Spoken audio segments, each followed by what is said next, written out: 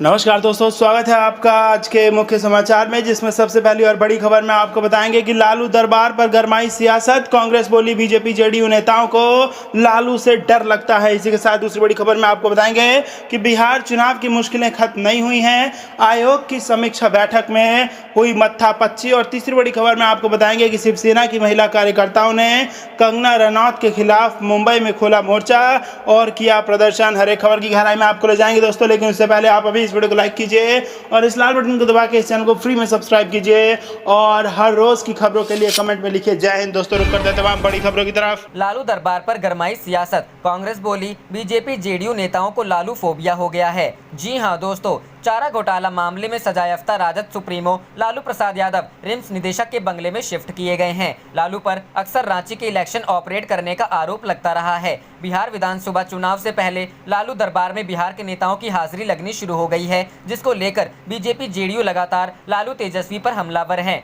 हालांकि कांग्रेस ने पूरी तरह से लालू के सपोर्ट में खड़ी हो गई है और लालू पर हमला करने वाले बीजेपी जेडीयू के नेताओं को लालू फोबिया से ग्रसित बताया है। कांग्रेस एमएलसी प्रेमचंद मिश्रा ने कहा कि लालू से कौन लोग मिल रहे हैं, नियमों का पालन हो रहा है कि नहीं, जेल की नियमावली कहती है कि यह देखना स्थानीय प्रशासन का काम है। बिहार में जेडीयू बीजेपी के नेताओं का इसको लेकर बयान अनुचित है। लालू से कौन मिलने जा रहा है यह मुद्दा नहीं है। मुद्दा ये है कि जो लोग बिहार में सत्ता में बैठे हैं उन्होंने 15 सालों में बिहार की क्या हालत बनाकर रख दी है। प्रेमचंद मिश्रा ने कहा कि ऐसा लगता है कि जैसे बीजेपी जेडीयू के नेताओं पर लालू का फोबिया इस कदर हावी है कि वे बिहार को छोड़कर रांची में कौन किससे मिल रहा है इस पर ध्यान दे रहे हैं। आपको बता दें कि अब रांची में लालू दरबार पर प्रशासन ने सख्ती दिखाई है और रिम्स निदेशक के बंगले में 3 मजिस्ट्रेट तैनात कर दिए गए हैं, जो इस बात की निगरानी करेंगे कि बिना इजाजत और नियमों के विरुद्ध कोई लालू से न मिल पाए। लालू दरबार पर बिहार की राजनीति पहले भी गर्म रही है।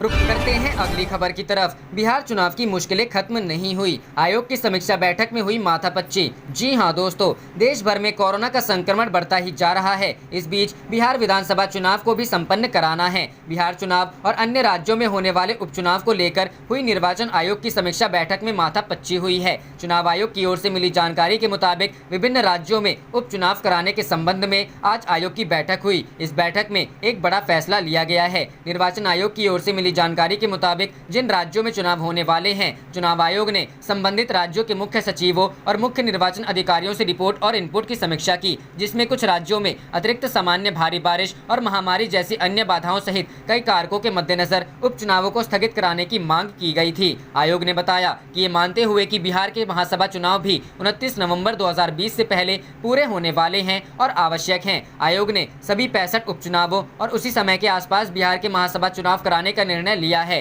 चुनावों को एक साथ कराने को लेकर कुछ प्रमुख कारणों को बताया गया है। आयोग ने कहा है कि एक साथ चुनाव कराने में केंद्रीय सशस्त्र पुलिस बल, कानून व्यवस्था या अन्य सुरक्षा बलों की आवाजाही में आसानी होगी। निर्वाचन आयोग ने अपने पत्र में यह भी कहा है बिहार महासभा चुनाव और साथ ही इन उपचुनावों की समय सारणी की घोषणा आयोग द्वारा उचित समय पर की जाएगी।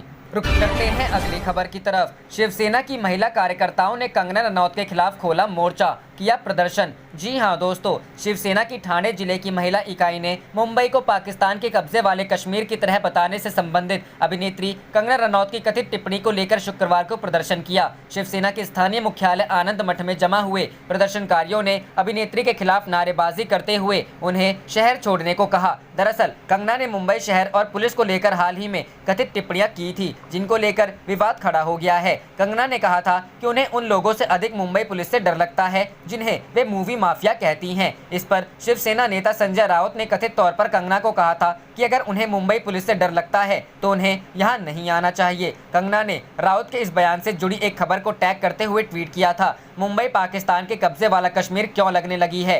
कंगना ने कहा था कि उन्हें बॉलीवुड में ड्रग माफिया का पर्दाफाश करने के लिए हरियाणा या हिमाचल प्रदेश पुलिस की सुरक्षा चाहिए और वह मुंबई पुलिस की सुरक्षा स्वीकार नहीं करेंगी। उनकी इन टिप्पणियों की महाराष्ट्र में सत्तारूढ़ शिवसेना, कांग्रेस और आकांपा ने आलोचना की है। रुख करते हैं अगली खबर की तरफ। बिहार चुनाव, जीतन राम मांझी की घर वापसी से एनडीए में खलबली, 7 सीटों पर दावेदारी से उलझन में बीजेपी। जी हां दोस्तों, बिहार के पूर्व मुख्यमंत्री जीतन राम मांझी महागठबंधन का साथ छोड़कर एनडीए में वापस शामिल हो गए हैं, जिसके बाद बिहार की राजनीति और गर्म हो गई है। मांझी के एनडीए में आने से पहले ही बीजेपी और एलजेपी के रिश्तों में कड़वाहट आ गई है। अब दैनिक भास्कर की एक रिपोर्ट के मुताबिक हम के दावे वाली सीटों से भाजपा की मुश्किलें बढ़ सकती हैं। पहले ही राजद से जेडीयू में शामिल हुए विधायकों की सीटों पर प्रदेश भाजपा अपनी आपत्ति दर्ज करा चुकी है। अब हम के साथ भी पेच फंसता दिख रहा है। वैसे तो मांझी बिना शर्त एनडीए में शामिल हुए हैं, लेकिन रिपोर्ट के मुताबिक हम के नेता 7 से 8 सीटों पर अपनी मजबूत दावेदारी मान रहे हैं। हम सेक्युलर के नेताओं की माने तो उनकी संभावित 7 सीटें और जेडीयू में राजद से आए 7 विधायकों की सीटें यानी कुल 14 सीटों में से कम 10 पर भाजपा और लोजपा से अनबन की नौबत आ सकती है।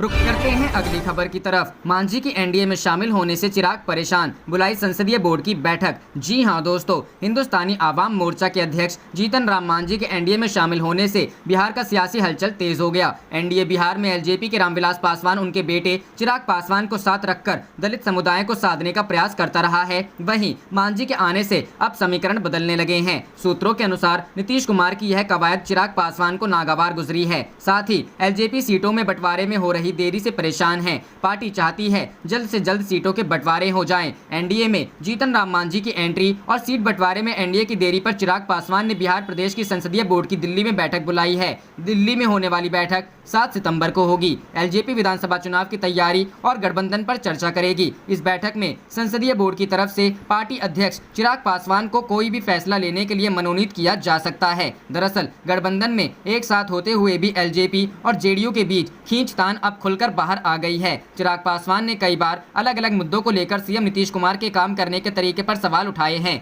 वहीं नीतीश कुमार की मांझी को अपने साथ लाने पर चिराग की काट के तौर पर देखा जा रहा है।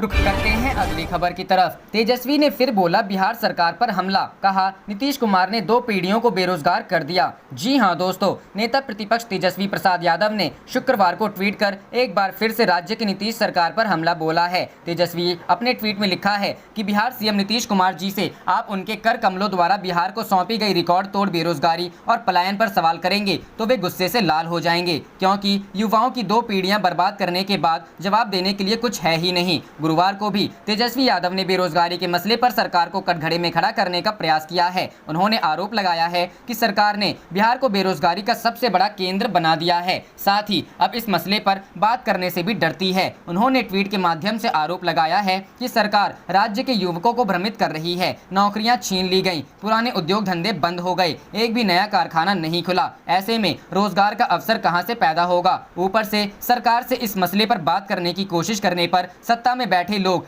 खुल नहीं जाएं, लिहाजा वह इस मसले की चर्चा नहीं करते। करते हैं अगली खबर की तरफ। 7 सितंबर को आमने सामने होगी कांग्रेस और जेडीयू, पार्टी की तैयारियां पूरी। जी हां दोस्तों, बिहार विधानसभा चुनाव को लेकर कांग्रेस ने अपनी ताकत झोंकने का फैसला लिया है। पार्टी चुनावी शंखनाद 7 सितंबर से करने जा रही है। इसके लिए पार्टी ने तैयारी पूरी कर ली है। बिहार क्रांति महासम्मेलन से पार्टी चुनावी बिगुल फूंकेगी। पहले ये सम्मेलन 1 सितंबर से होना था, लेकिन पूर्व राष्ट्रपति प्रणब मुखर्जी के निधन के बाद बिहार क्रांति महासम्मेलन की तारीख 7 सितंबर कर दी गई। वहीं जेडीयू की वर्चुअल रैली भी 7 सितंबर को ही आयोजित होगी। दोनों ही पार्टियों के बीच वर्चुअल टक्कर होगी। 7 सितंबर से जहां एक और जेडीयू का निश्चय संवाद होगा, तो वहीं कांग्रेस का भी महासम्मेलन शुरू हो जाएगा। इस पर कांग्रेस के प्रदेश अध्यक्ष मदन मोहन झा ने बड़ा बयान दिया है। उन्होंने कहा है कि जेडीयू सिर्फ एक वर्चुअल रैली कर रही है, लेकिन कांग्रेस 7 सितंबर से लगातार 38 जिलों में वर्चुअल रैली करेगी। कांग्रेस का हर कार्यकर्ता इस रैली के माध्यम से जुड़ेगा। साथ ही उन्होंने कहा कि जनता बिहार में बदलाव चाहती है, जनता एनडीए से रस्त हो गई है। 38 जिलों में वर्चुअल रैली के बाद राहुल गांधी की रैली होगी, जिसमें 3 लाख लोग जुड़ेंगे। वहीं जीतन राम मांझी एनडीए पर मदन मोहन झा ने कहा है